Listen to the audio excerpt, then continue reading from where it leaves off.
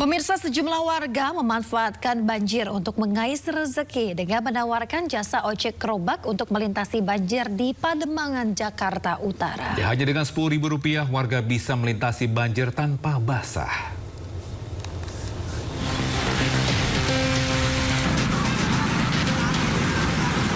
Sejak Senin pagi, banjir di kawasan Jalan Raya Gunung Sahari, Pademangan, Jakarta Utara membuat aktivitas warga menjadi terganggu.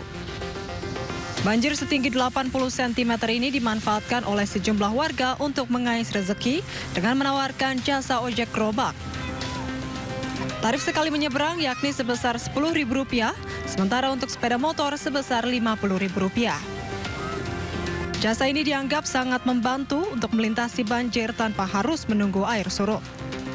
Nah, terus tadi sampai belok ke Gunung Sahari, dalam juga banget, sampai tadi truk buat tong sampah aja mogok.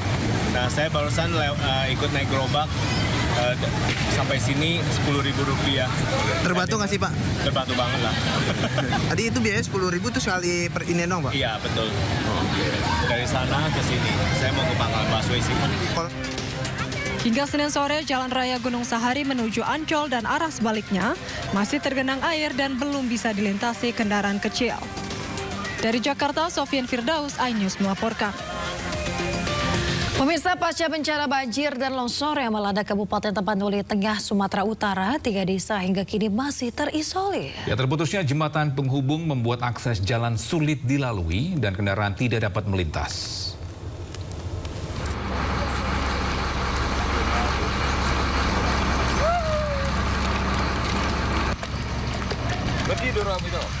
Hampir 2 bulan pasca banjir dan longsor di Tapanuli Tengah yang menyebabkan jembatan penghubung antar desa putus, hingga kini 3 desa di Kabupaten Tapanuli Tengah masih terputus. Putusnya jembatan penghubung serta timbunan material longsor dan lumpur tebal menyebabkan kendaraan tidak dapat melintas. 3 desa tersebut yaitu Desa Sigiring-Giring, Desa Kalangan 2, dan Desa Tapian Nauli Sauranggita. Hingga saat ini, satu-satunya akses yang bisa ditempuh menuju lokasi hanya dengan berjalan kaki.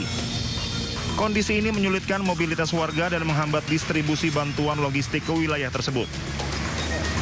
Bupati Tapanuli Tengah Masinton Pasaribu menyampaikan pemerintah daerah terus mengupayakan agar akses jalan dan jembatan dapat segera dipulihkan. Pembukaan akses dilakukan secara bertahap dengan mengerahkan alat berat serta melibatkan berbagai unsur terkait. Ya, ada masih di atas ini, ada 3 desa terisolir dan dusun gitu ya. Nah, ini kami terima kasih dengan bantuan dari Mabes TNI AD, khususnya dari Pak Kasat ya, yang sudah membawa Aramco ya, dan juga tentu kemarin kami sampaikan juga ke Pak Pangdam, Bukit Barisan, Pak Danrem dan Pak Dandim, semua kita gotong royong agar akses ke atas ini bisa terurai. Tadi ada disampaikan Pak Dandim beberapa patahan dan membutuhkan baik itu Bronjong dan juga Aramco. Pemerintah daerah menargetkan akses jalan dan jembatan penghubung dapat segera berfungsi kembali sehingga distribusi bantuan lancar dan aktivitas masyarakat kembali normal. Dari Tapanuli Tengah, Sumatera Utara, Sukriyadi, iNews melaporkan.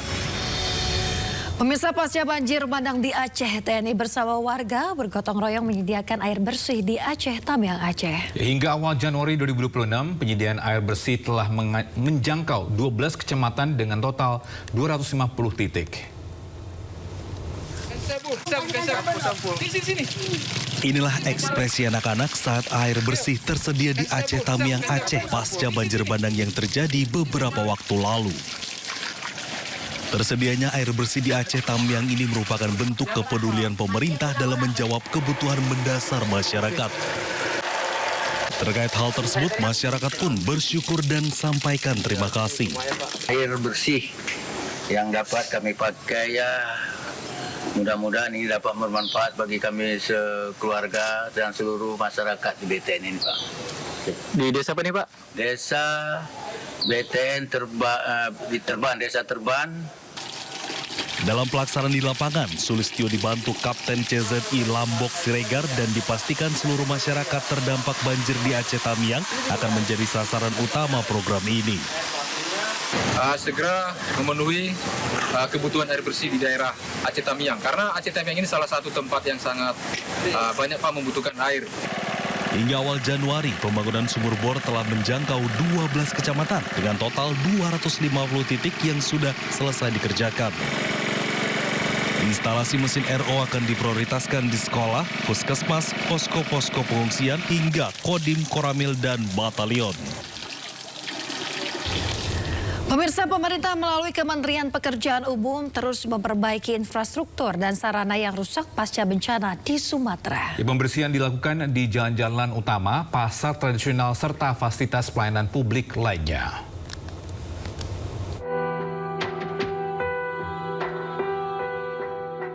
Pasca bencana, Kementerian Pekerjaan Umum mempercepat pembersihan infrastruktur dasar di puluhan titik di Aceh Tamiang, Aceh. Pembersihan dilakukan di jalan-jalan utama, pasar tradisional, sekolah, pondok pesantren, serta fasilitas pelayanan publik lainnya agar roda ekonomi dan aktivitas sosial kembali berjalan. Di sektor kesehatan, Rumah Sakit Umum Daerah Aceh Tamiang mulai kembali beroperasi secara bertahap. Selain sarana kesehatan, suplai air bersih melalui SPAM IKK Karangbaru yang memiliki kapasitas 100 liter per detik telah berfungsi sehingga layanan kesehatan dapat kembali optimal. Salah satu tugas pokok fungsi Kementerian PU selain urusan konektivitas, jalan jembatan juga penyediaan air bersih untuk masyarakat. Ini kan salah satu tempat pemrosesan air bersih. Tapi kan sempat terdampak oleh banjir kemarin. Kita lihat memang ada dua instalasi pembersih yang pakai baja dan yang pakai beton. Yang pakai beton alhamdulillah masih sehat, yang baja yang masih harus kita ganti. Di akhir Desember minimum yang bor-bor ini sudah bisa berfungsi untuk masyarakat. Saya sudah minta tadi, begitu bor dapat air bersih langsung bikin MCK, karena biasanya setelah kebutuhan air bersih akan ada kebutuhan untuk MCK. Bagi warga yang kehilangan tempat tinggal, Kementerian PU membangun hunian sementara atau huntara di Kampung Bundar. Melalui pembersihan infrastruktur dan fasilitas publik diharapkan dapat mempercepat roda perekonomian dan aktivitas warga penyintas bencana. Pemirsa, MNC Peduli terus memberikan bantuan dan dukungan moral kepada warga terdampak banjir bandang di Provinsi Aceh. Ya, kali ini bantuan disalurkan kepada korban banjir di Desa Pangkalan, Kecamatan Kejuruan Muda, Aceh Tamiang, Aceh.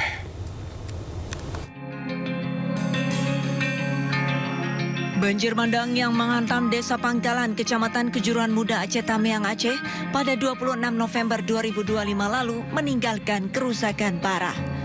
Kehilangan tempat tinggal dan sumber penghidupan membuat warga terpaksa bergantung pada uluran tangan sesama. Di tengah kondisi yang memprihatinkan ini, MNC Peduli hadir menjangkau masyarakat di Aceh Tamiang untuk membantu mereka bangkit kembali. Ini bantuan daripada MNC Peduli mudah-mudahan bisa bermanfaat. Tentunya kita semua berharap bahwa masyarakat sini tabah menghadapi musibah ini, tetap bersemangat. Kembali kita berusaha untuk membangun desanya. Kami mengucapkan ribuan terima kasih kepada MNC Peduli yang telah memberikan bantuan, yang mana bantuannya itu sangat bermanfaat bagi kami, masyarakat Kampung Pangkalan. Dengan berfungsinya kembali jembatan yang sebelumnya rusak akibat banjir, tim MNC Peduli dapat membawa masuk bantuan ke lokasi guna menyalurkan 10 ton bantuan kemanusiaan yang disambut wajah ceria dan penuh harapan warga terdampak. Rumah ya hancur lah Pak, semua Pak. Kalau keluarga ya selamat semua, nggak ada korban-korban jiwa di sini. Ya harapannya kalau bisa ya masyarakat-masyarakatnya dibangun lah, apalagi yang namanya perumahan. Kalau boleh Pak, kami dibantu lah rumah, karena rumah kami rata-rata udah hanyut. Dan untuk ke depannya Pak, kami ini kayak belum tentu setahun dapat bekerja dengan layak, karena penduduknya rata-rata menengah ke bawah Pak. Jadi kami ini rata-rata petani. Kehadiran MNC Peduli di lokasi bencana dengan membawa bantuan ini diharapkan dapat meringankan beban warga serta menjadi penyemangat untuk bangkit dari bencana. Dari Aceh Tamiang, Aceh, Yusradi, iNews melaporkan.